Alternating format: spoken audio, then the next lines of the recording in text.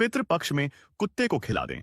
ये एक छोटी सी चीज आपकी 7 जन्मों की गरीबी दूर हो जाएगी। इतना पैसा आएगा कि संभाल नहीं पाओगे।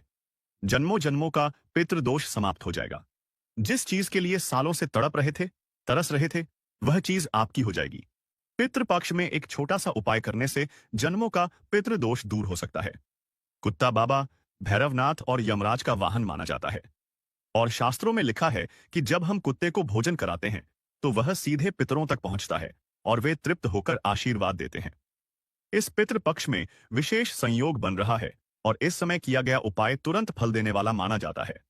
सबसे पहला उपाय जो आपको करना है, आपको 4-5 रोटियां बनाकर उनका चूरा करना है और दूध में मिलाकर कुत्ते को खिलाना है। दूध चंद्र और लक्ष्मी का प्रतीक है।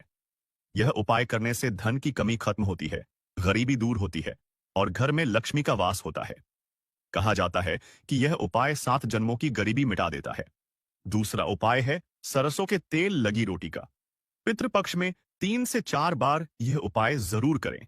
बीमार व्यक्ति अपने हाथों से रोटी पर सरसों का तेल लगाकर कुत्ते को खिलाए। खासकर काले कुत्ते को खिलाना ज्यादा शुभ होता है। सरसों का तेल शनि और यम को प्रसन्न करता है और रोग व्याधि को दूर करता है। इससे गंभीर बीमारियां शांत होती हैं और परिवार स्वस्थ रहता है। तीसरा उपाय शादी और दाम्पत्य जीवन के लिए है।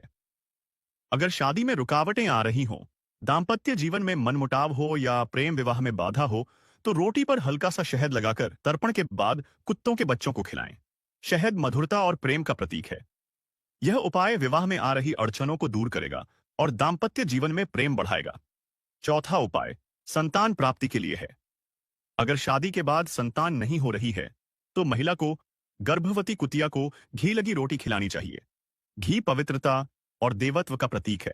माना जाता है कि इससे पितृ और कुलदेवता प्रसन्न होते हैं और संतान सुख का आशीर्वाद देते हैं। पांचवां उपाय कर्ज से मुक्ति के लिए है। पितृपक्ष में रोटी पर गुड़ लगाकर कुत्ते को खिलाएं। यह उपाय अमावस्या को भी करना चाहिए। गुड़ पितरों को प्रसन्न करता है और रोटी पृथ्वी तत्व का प्रतीक है। इससे आर्थिक बंधन टूटते हैं और घर से कर्ज का बोझ कम होता है। इन उपायों के साथ कुछ बातों का ध्यान रखना भी जरूरी है। पितृपक्ष के दौरान घर में मांसाहार और तामसिक भोजन नहीं बनाना चाहिए। घर में लड़ाई झगड़े नहीं करने चाहिए और वातावरण को शांत रखना चाहिए। बच्चों को डांटना रुलाना नहीं चाहिए, क्योंकि उन्हें हमारे पितरों का स्वरूप माना जाता है।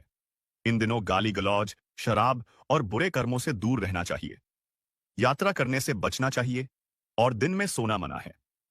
बाल या नाखून नहीं काटने चाहिए और श्राद्ध के कार्य दिखावे के लिए नहीं करने चाहिए। जानवरों को नुकसान पहुंचाना या भगाना भी अशुभ माना गया है, क्योंकि पितर कई बार जानवरों के रूप में भी हमारे घर आते हैं। इसीलिए घर आए कुत्ते, गाय या पक्षियों का आदर करना चाहिए। सैन उन्हें भोजन अवश्य कराना चाहिए।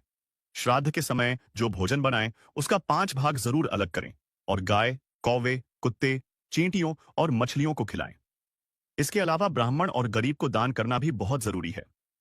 अनाज, घी, कपड़े या जरूरत की चीजें दान करने से पितर प्रसन्न होते हैं। दोस्तों, यह उपाय करने से न सिर्फ पितृदोष खत्म होता है, बल्कि घर में सुख समृद्धि आती है, धन की कमी दूर होती है, कर्ज से छुटकारा मिलता है और आपके जीवन में धीरे धीरे धन आना शुरू हो जाएगा।